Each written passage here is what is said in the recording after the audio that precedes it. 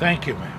Daniel Gonzalez drove for more than an hour to sell tamales at this farmer's market in Pueblo in southern Colorado. He's worried, though, that his sales might barely cover the cost of gas. 4 years ago, we would bring, say, 50 dozen to the market, and we would sell all those 50 dozen. And now we bring, for instance, this morning, I brought 15. Gonzalez says he's struggling like many of the farmers and merchants here. Seed and fertilizer prices have gone up and gas has more than doubled over the last few years. He says the stagnant economy has him rethinking his politics. Well, I've always been registered as a Democrat.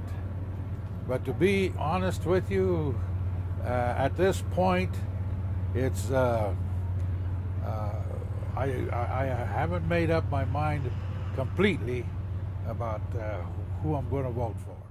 The city has long been a Democratic stronghold. Barack Obama won here by 15 points in 2008. He still has a large campaign office in the heart of downtown.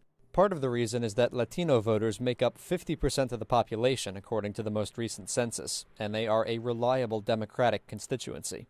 I don't believe in the Republicans or the way they talk. You see how they're gonna make the people, they're gonna cut out Medicare so we can take care of ourselves, and then raise the taxes and no, it's no good.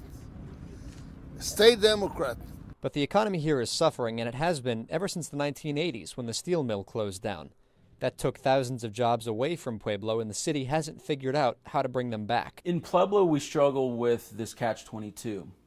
Education's a huge part of bringing in jobs, but we don't have the money to invest in education to produce quality, an overall quality of graduates. We have a university that doesn't focus on the sectors that needed renewable energy, water, ag, or high-tech sectors.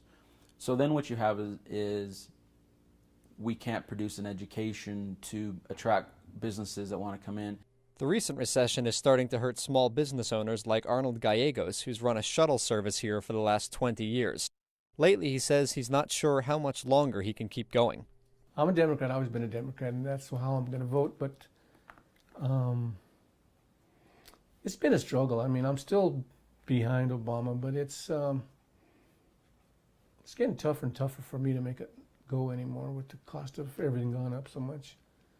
I just hope this election turns it around because hopefully I could last that long. There are still a few major employers in Pueblo. Agriculture is one. So is this plant run by Vestas, which manufactures towers for wind turbines. But Congress didn't renew a production tax credit, which expired this year. So the plant has started laying off workers. My son works at Vestas plant, and he's worried about his job now because of the... That's the wind turbine manufacturer, yes. He works there, and they just had a layoff, but he survived that first layoff, but he's not sure about the second go-around. The economic problems have hit the Hispanic community here especially hard. Their unemployment rate is nearly 50% higher than the general population. Most of them still plan to vote Democratic, but they feel the government hasn't done enough to help them. The expectation, given recent polls, looks like it's in the 65 to 70% range. However, it's not all based on some unique characteristics like concerns about immigration. Instead, Latinos, much like most of the public, are concerned about the economy. And with the steel mill closed and much of downtown boarded up, many people in Pueblo are frustrated and worried about the future. I'm not as enthusiastic, but I don't like...